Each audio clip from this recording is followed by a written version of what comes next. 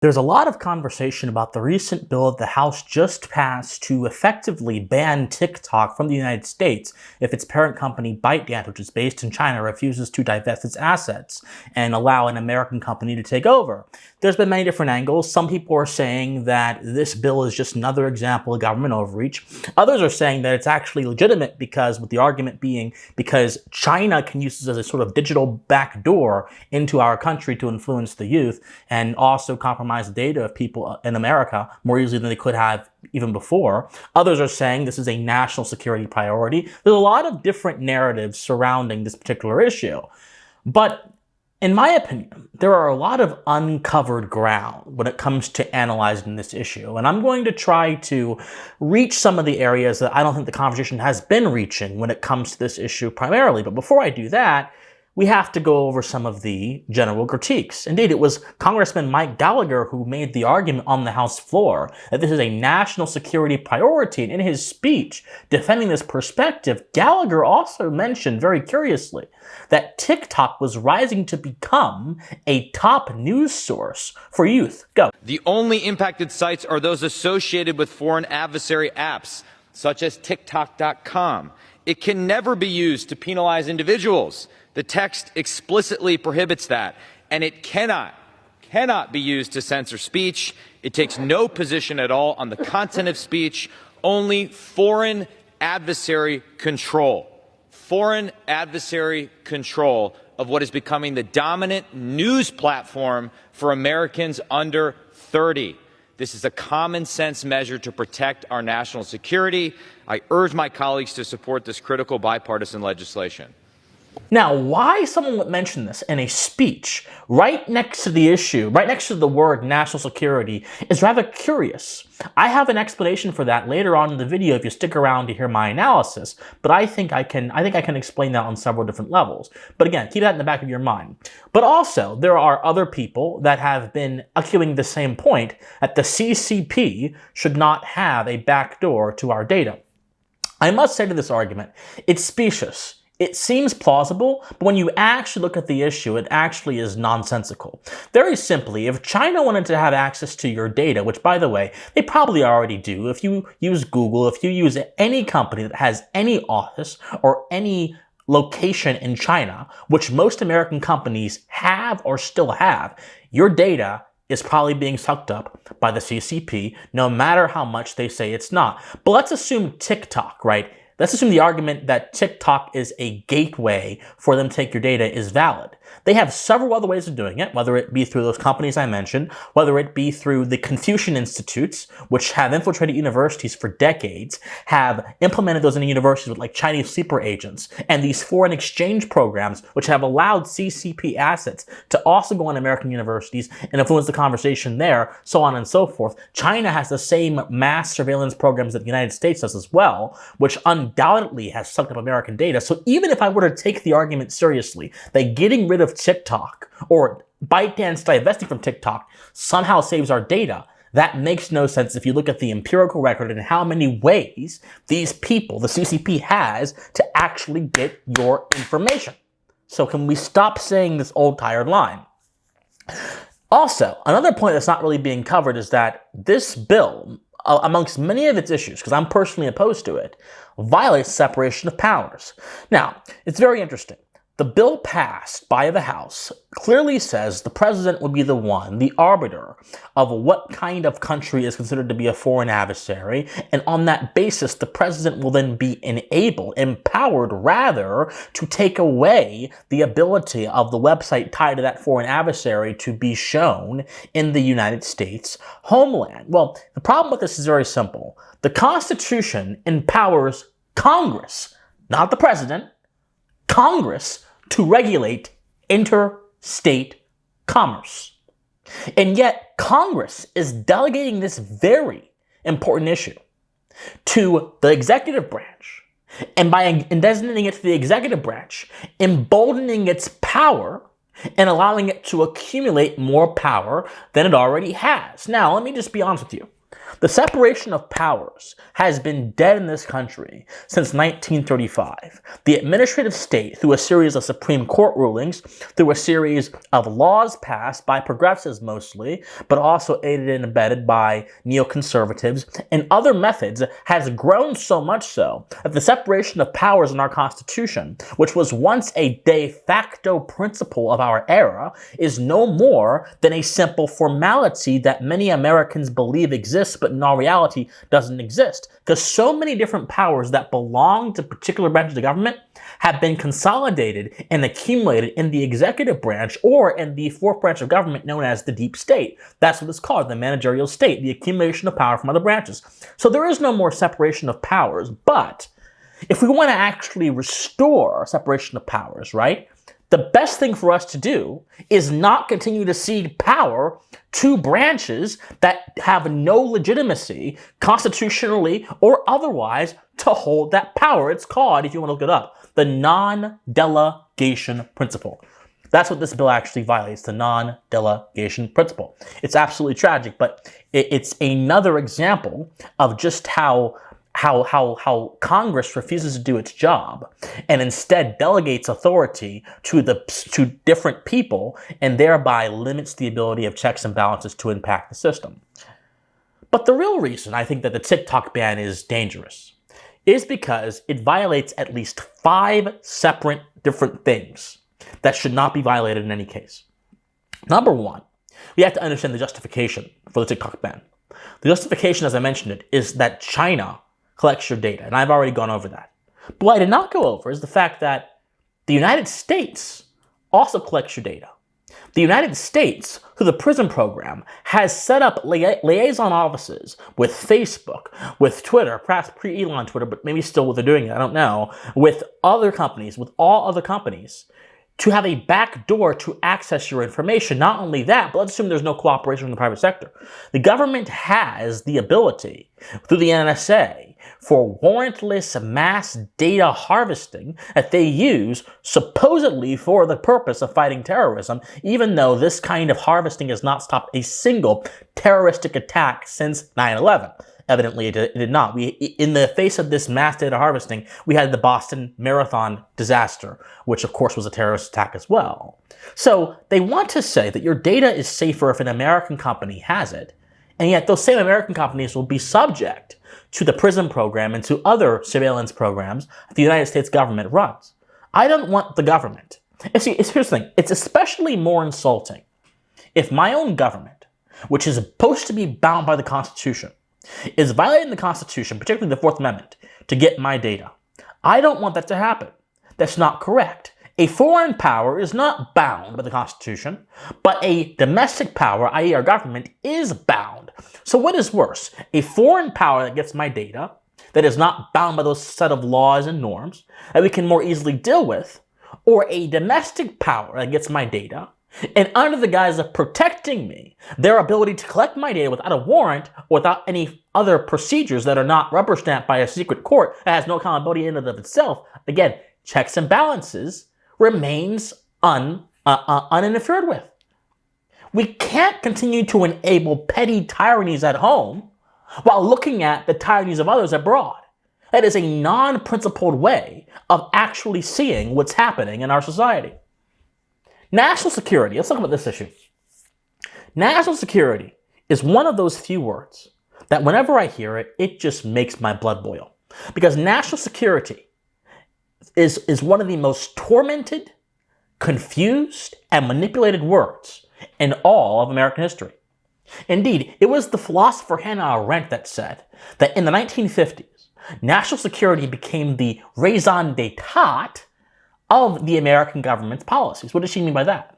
She meant that single phrase became the overriding consideration of all government processes, to the exclusion of first principles, to the exclusion of checks and balances, to the exclusion of even common decency and morality within government policy. Look at what happened after the 50s, for example, with COINTELPRO. The FBI going in, infiltrating activist movements, planting false stories in the media, having their own assets in the media, wiretapping people, sending letters to MLK. All of these things happen in the name of national security. security, arresting unjustly Vietnam War protesters, surveilling people who they deemed as threats, all indeed happened in the name of national security. National security has done everything from illegitimately spy on Americans to justify illegal bombings of foreign countries with no basis in either law or moral theory, to doing all kinds of things, to staging coups in regimes across the world. National security has been the default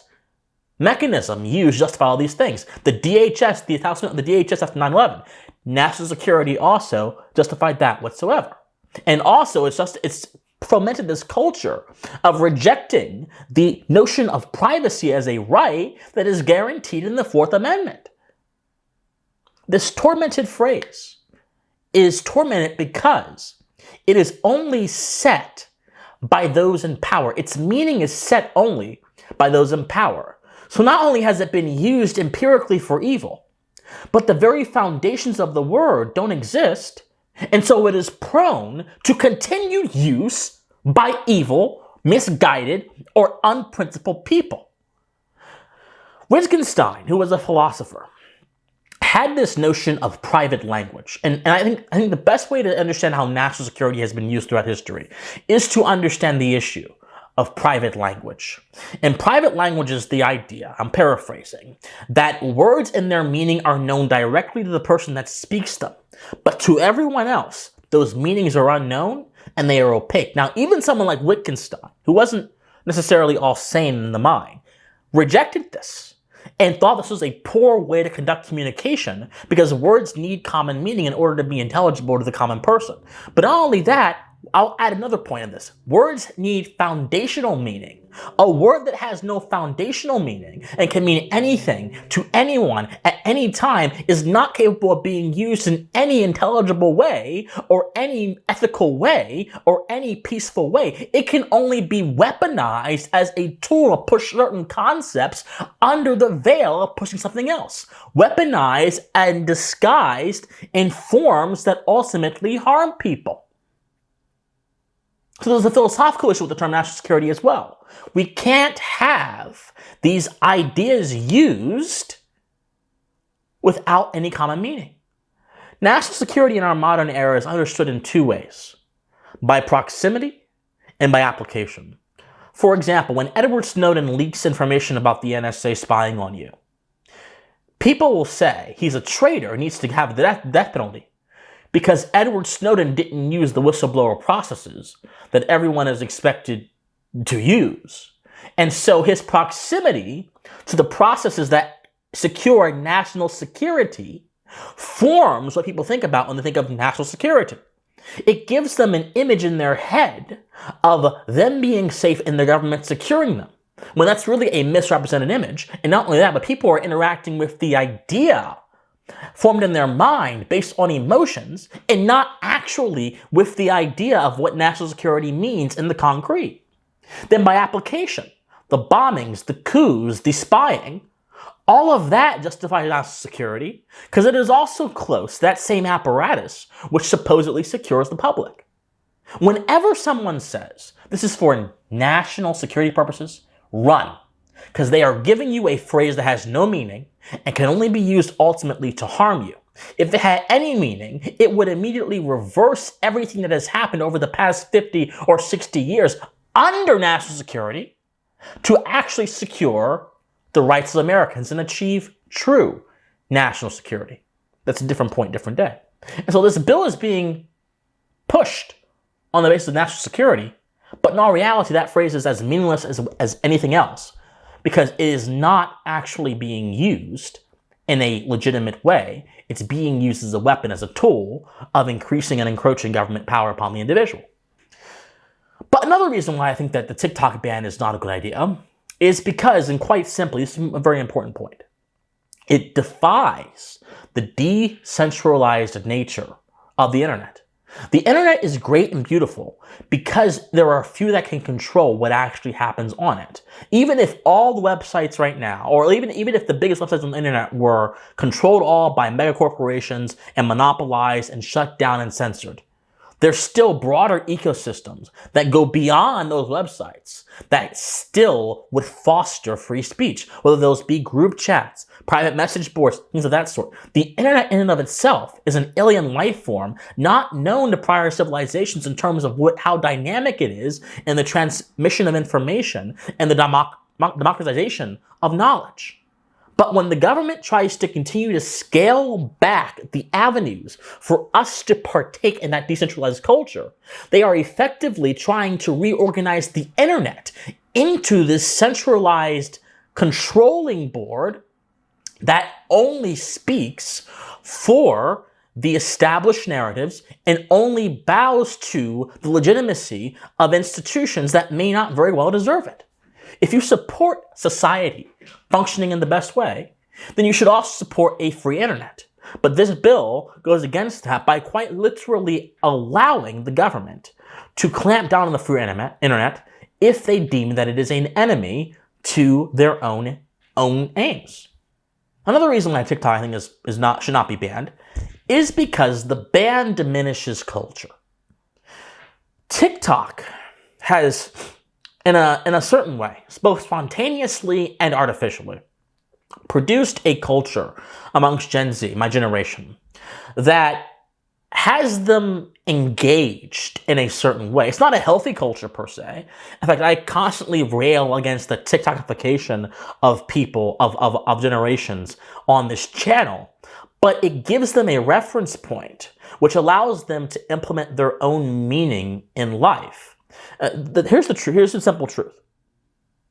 Silly dances, 60-second sound bites, all those kind of things, they may be empty, but they still define, at least in part, the mood of the current generation. Past generations have their own culture, whether it be, the baby boomers having Elvis and having jazz, all that kind of stuff, and all those different reference points, and that shouldn't be interfered with. What should happen is, on the ground level when it comes to this cultural stuff, healthier ideas should be encouraged and pushed by parents, by others in Gen Z, rather than those ideas all being shut down and leaving a massive void for potentially a state actor or someone else with worse influences to push a different, even worse culture upon the youth. TikTok has more reach than most cable news channels. That's not insignificant to the development of a generation. And that should definitely be considered when any kind of ban or regulation is seriously talked about. This ban presents more unknowns than it actually does presenting knowns. And one of the last reasons why I believe that the ban on TikTok should not happen, it should not go forth, is because of what we're supposed to stand for philosophically as Americans. Choice is an American birthright. And from the inception of our nation, we have formed a society of choice, where individuals, on the basis of association and contract, band together with mutual values as part of a broader community pushing forth to higher goals, lifting each other up, ensuring a responsible governing order, and also ensuring a social order. Now, since the founding, a lot of that has been lost. But the idea still persists as a good reference point in history for us to go back to. But the moment that choice is diminished is the moment America's ethos becomes permanently and utterly lost. Every human being, the American philosophy begins with a single principle, that every human being, by virtue of their nature, is endowed with the capacity to act. That's free will. And they are expected to use it as a moral agent throughout life. If you can't act freely, you can't do sound ethics. If you can't act freely, you can't be your best self. If you can't act freely, you therefore can't be a moral agent. When the will is impeded, I can only behave as an actor at the behest of some producer that is not me, that is making me behave in a certain way. This is why I always say that you can't force virtue. You can't regulate your way to virtue, because if true virtue is spontaneous and comes from a desire to do good, not a desire to conform to whatever regulation, rule, or law is set before you and forced upon your breast by the barrel of a gun. So the moment we lose choice is the moment we lose America, quite simply. Americans should be allowed to consume, watch, and listen to anything they would like to. And I should be allowed to comment on what they consume, watch, and listen to, and give advice on what might be better to consume, watch, or listen, but do so from a point of love, a point of charity, and most certainly a point of suggestion, not a point of force. Anything less than allowing choice to be the dominant vector by which Americans interact in their own society is simple tyranny, a rejection of rights, and therefore the replacement of America with an idea that is foreign, that is static, and that is just fundamentally anti-American. My friends, when it comes to these kind of debates, you should always ask yourself one question. Who are making the arguments? And the people making the argument that seem to be the dominant standard of a particular party or a particular group of people who happen to be winning, what do they have to gain by making the argument to me? What does Mike Gallagher or anyone else in Congress who has been pushing this have to gain from making the argument to you that your choice is simply a formality in the face of national security? What do they have to gain in making the argument to you that culture is simply also a formality in the face of national security? What do they have to gain in making the argument to you that a foreign adversary is more dangerous than our own government, which probably does just as bad, if not even worse things to you than the foreign adversary could ever dream of doing? What do they have to gain? I don't know. I don't encourage idle speculation.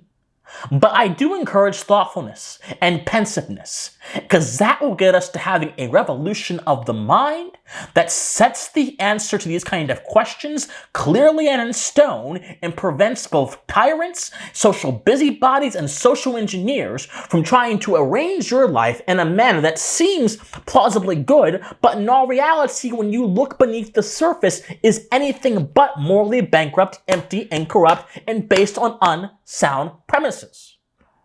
No, we shouldn't ban TikTok. But we might be good as a society if we consider banning mediocrity from our lives and demanding more from our politicians. If we consider telling our politicians that to instead worry about foreign companies taking your data, worry about the FBI, the CIA, and all these other agencies that actively take your data to protect you, supposedly. Worry about the crisis that we currently have on our southern border, which is becoming, and actually it's not becoming, it already is, a true national security threat.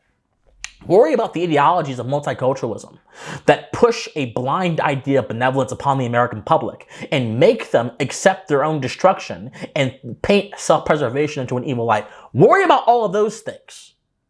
And then, just maybe, we might be put on a better path as a country. Until then, I'm not going to entertain these mediocre fascinations.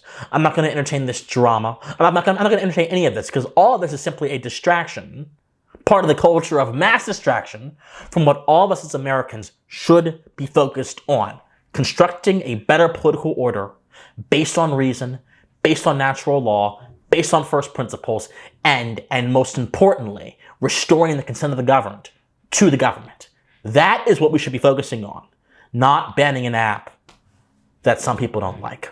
My friends, like, share, comment, subscribe, do all you can to support me in my dream of leading this revolution of the mind and continuing to provide intelligent, philosophically based political commentary to you. If you enjoy political commentary with a philosophical bent, please be sure to subscribe and share and like all that stuff. To all of you that support me and donate to me, thank you so much. I've been getting some donations recently. I want to just say thank you, thank you, thank you. You are helping me make my dreams come true. God bless you, and I hope that you continue to support in any way that you can, even if it's just a comment. Thank you, thank you, thank you. My friends, study history, study philosophy, remain morally convicted, and please stay pensive. Bye, guys.